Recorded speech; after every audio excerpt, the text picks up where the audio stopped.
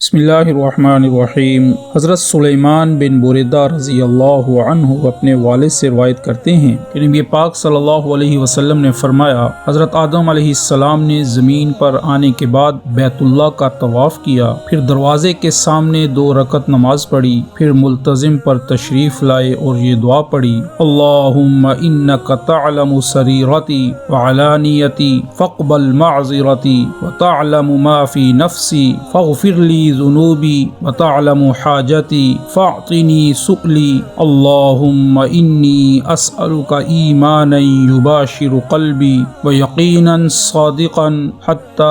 اعلم انہ لا یصیبنی الا ما کتبت لی والرضا بما قضیت علی۔ تو حضرت آدم علیہ السلام پر وحی آئی کہ تم نے ایسی دعا کی جو قبول کی گئی، تمہاری اولاد میں سے جو بھی یہ دعا کرے گا اس کے غم و فکر کو دور کر دوں گا اور اس کی روزی کو کافی کر دوں گا، اس کے دل سے فقر کو دور کر دوں گا اور اس کو غنی کر دوں گا، اس کی طرف اسباب رزق کو متوجہ کر دوں گا، اس کی طرف دنیا ذلیل ہو کر آئے گی اگرچہ وہ دنیا کو نہ چاہے۔ اللہ عمل کی توفیق عطا۔ سعد اسلامک ٹی وی کے معزز سامعین، اگر آپ نے ابھی تک ہمارا چینل سبسکرائب نہیں کیا تو پلیز سبسکرائب کے آئیکن پر کلک کر دیں اور بیل کے آئیکن کو دبا دیں تاکہ ہماری تمام ویڈیوز آپ کو بر وقت ملتی رہیں۔